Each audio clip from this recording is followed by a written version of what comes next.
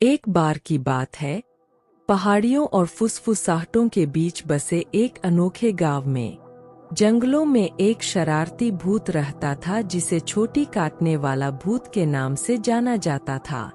किंवदंती है कि इस भूत में एक अनोखी क्षमता थी, वह लोगों को देखे बिना ही उनके बालों के सिरे काट सकता था।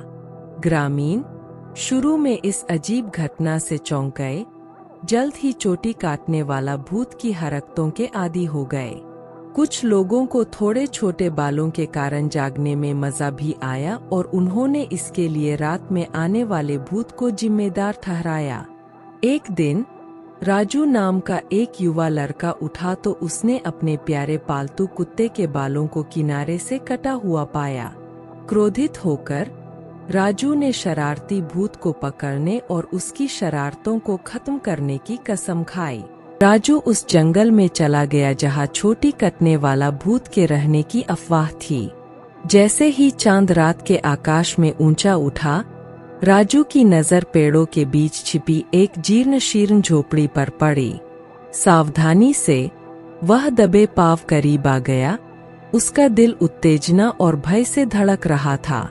कुटिया के अंदर उसे भूत मिला, एक छोटी पारभासी आकृति जिसकी आंखें चमकती थीं और एक शरारती मुस्कान थी। इससे पहले कि राजू कुछ कह पाता, छोटी कटने वाला भूत ने फुसफुसाती हवा जैसी हल्की आवाज में बोला, तुम मेरे कुटिया में क्यों आए हो, युवा बालक? राजू ने साहस जुटाते हुए उत्तर दिया, आप अपने बाल काटने की शरारतों से हमारे गांव में परेशानी पैदा कर रहे हैं। मैं आपसे रुकने की मांग करता हूँ। भूत धीरे से मुस्कुराया, उसकी हंसी कुटिया में गूंज उठी। लेकिन ये सब मजे में है प्यारे लड़के, मेरा मतलब कोई नुकसान नहीं। भूत के मित्रवत व्यवहार से अचंभित होकर राजू ने अपना रुख नरम कर लिया। लेकिन लोग आपसे डरते हैं और कुछ लोग सचमुच परेशान हैं। छोटी कटने वाला भूत की चमकती आंखें उदास हो गईं। मेरा इरादा कभी डर पैदा करने के लिए नहीं था।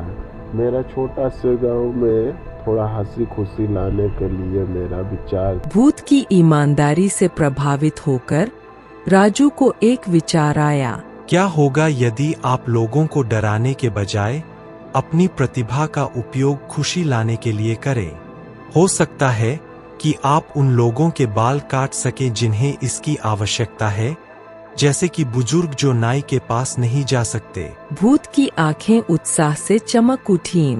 क्या शानदार विचार है युवा राजू, मैं बस अभी यही करूँगा। उस दिन के बाद से छोटी कटने वाला भूत को एक मस्खरे के रूप में नहीं, बल्कि एक मस्खरे के रूप में जाना जाने लगा। एक दयालु आत्मा जिसने